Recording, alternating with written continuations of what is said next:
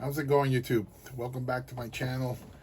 Today on episode 4, I just wanted to talk to you a little bit about how music shaped my life and may have saved my life growing up. Um, the first 3 episodes were sort of introductory, just talking to you a little bit about me and my experience overall, and gave you a little tour of my studio and a little rig rundown of my current equipment. So I hope you enjoy those. And if you haven't, please go take a look and like those as well. With regards to my start in music,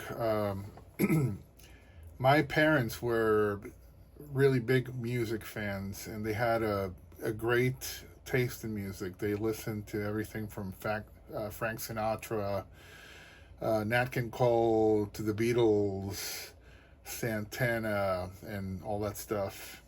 So they exposed me early on to listening to great music. And then my grandfather also was a music fan, and he loved all sorts of genres. He exposed me to Santana in particular, and he also played stuff like Al Di Meola, and I love that stuff. My uncle exposed me to Black Sabbath and Jethro Tull, and that's kind of the beginning of where I took it off from there. Um, but music in general has been a very big part of my life.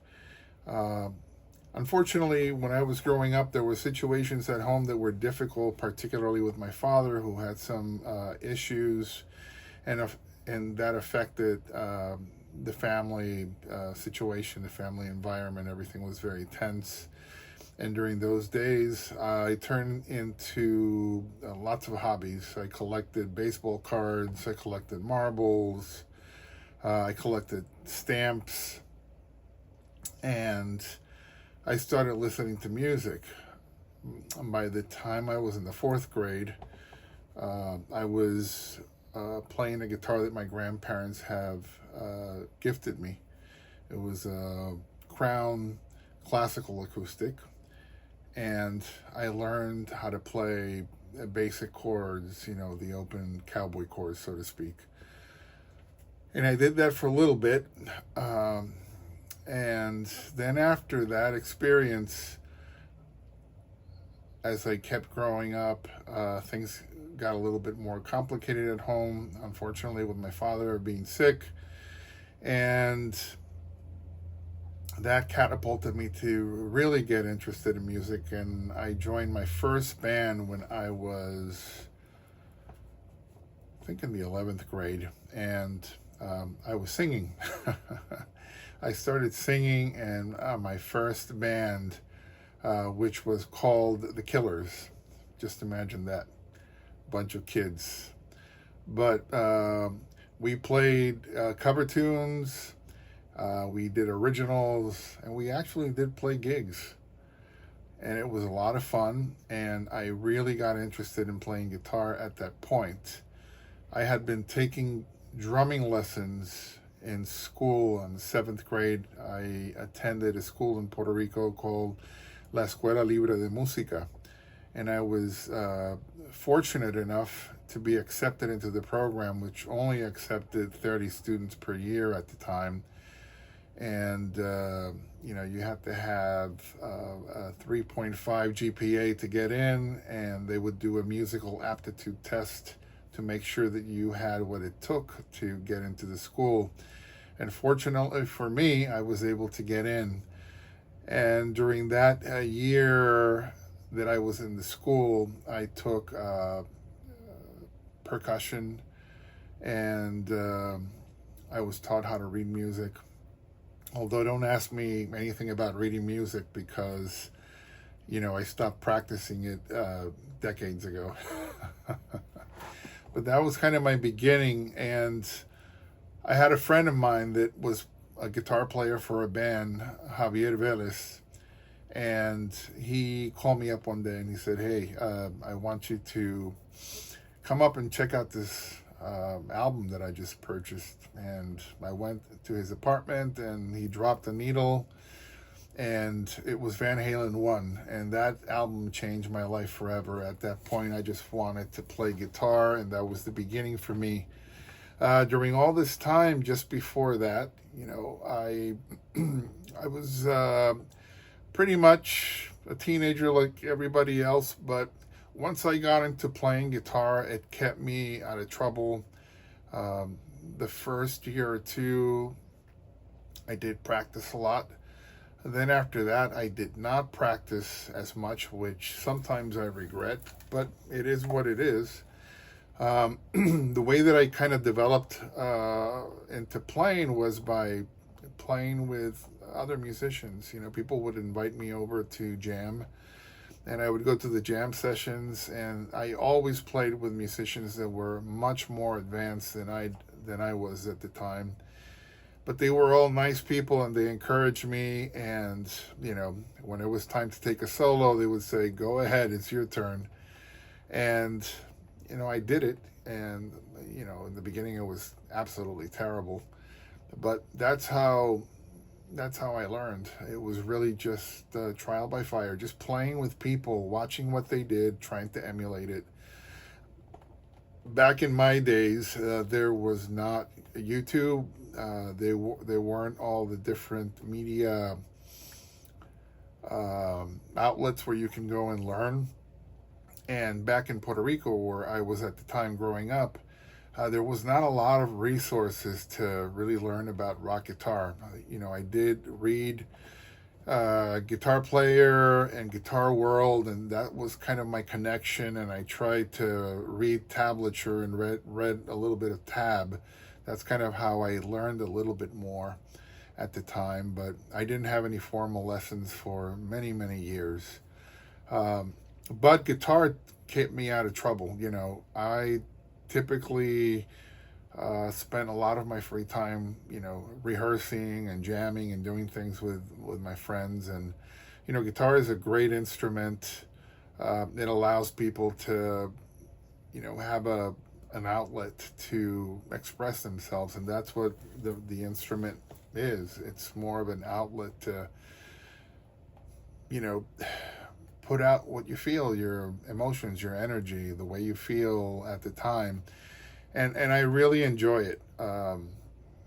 It's something that I will keep doing until I can no longer do it. So, for all of those that are watching, if you have young people in your life, your kids, your nephews, or anything like that, if they express any interest in learning how to play guitar, I think it's a great thing, and you should let them explore it. I have found that even with my own daughter, she wanted to learn to play guitar at one point. I got her a guitar, I got her some lessons, and she decided that it was not for her. And, you have to respect that. I had have a niece also that wanted to learn how to play guitar, and I got her a guitar, and she took some lessons, and she enjoyed it, and then she wanted to stop because it wasn't for her. And again, it's the same thing. You have to respect those things, but it's an opportunity for a lot of people to really pick up something that's a lifetime thing that becomes a very big part of who you are. Music is just a great thing. You don't have to be a professional. You don't have to be playing in front of hundreds of people. You can be doing it in the quiet area in your home, in your bedroom, just for yourself to have fun. After many years of not playing, because in my early 20s, I was fortunate to be a father, and at that point I needed to become a responsible parent. So I dropped all my guitar dreams and goals of being a rock star, and became involved in working in the hotel business and the food service business. And I had a really great career. And then right around 2006, I got a call from my friends, Richard and Pete, were my first bandmates. I say, let's get together and jam, and the rest is history. From that point, here in New York, I started jamming with people. People put up all the time things in Craigslist or in different things. Hey, we're looking for a guitar player to jam. And, at the time I used to go to the music building, which is on 23rd Street, if I remember correctly, in Manhattan. And so you go there, you jam with people, have a good time. And that kind of kept, instigating that, like, I think I really want to do this, seriously. Going forward, in 2007, I had the opportunity to go to NGW, which was a guitar camp, so to speak. And that particular year, George Lynch was the guest that will be presenting to all these guitar players. And during that time, it was a whole week of guitar. It was a guitar camp. I got a chance to meet Terry Sirik, which later became an instructor, and he's a very good friend, somebody that I admire and respect tremendously. And that really, to me, was an inspiration. I got a chance to go on stage with Lynch, which is one of my favorite guitar players, and that was incredible. And then the next year, I went again and attended. This time it was with Paul Gilbert and another guitar player that I admire tremendously. That was, again, very inspirational. Going forward from there, I just kept jamming. I joined a band for a little while by the name of Earthbound, and I played with them for a little bit, and I appreciated the time I had with them. It kind of gave me an opportunity to get my chops up again. And then later on, playing in a show, the guys from Lost Legacy came to check out the show, and after the set, they invited me to audition. And I auditioned, and now 12 and a half years later, I'm still with them. We recorded an album that was released through Pure Steel Records. And by the way, that album is right now off the air because our contract with Pure Steel Records recently expired, and I'm in the process of getting our music out again with a new distributor. So that will be happening shortly. So stay tuned for that. But anyway, I just wanted to give you a very quick rundown.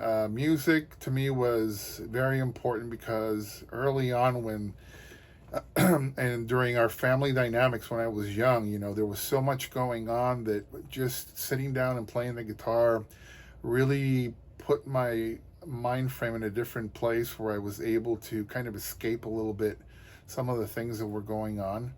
And it kept me focused on just doing good things.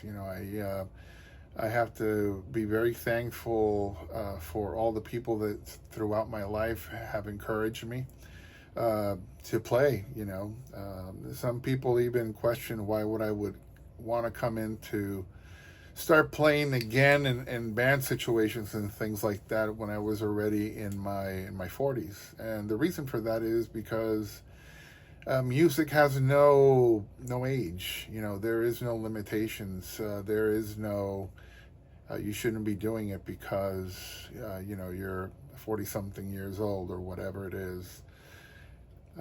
It's just a matter of having fun, And again, with our band, we've had great opportunities. We've toured. We've played with some really big names, opened for them in really nice theaters and really great venues here in New York, New Jersey.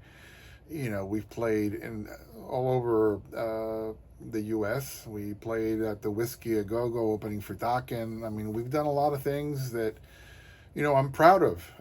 And while that doesn't mean anything in the grand scheme of things for a lot of people, it's very satisfying to know that you've done it. And and I'm doing it, and that's really what it's all about. So I'm doing these videos to encourage a lot of people that perhaps are thinking about it as well. Just do it. At the end of the day, It's about your comfort level, going out there, having fun. And, if you get in a situation where you can jam with people, or if you can be in a band and play, and it doesn't matter if you play in a small bar or if you play in a theater, the most important thing is that you're having fun and you're enjoying it. So I hope that, you find my videos useful as I continue going forward. I will be sharing some of my experience and some of the things that I've learned going out and playing in gigs and stuff like that. Hopefully that'll help you too.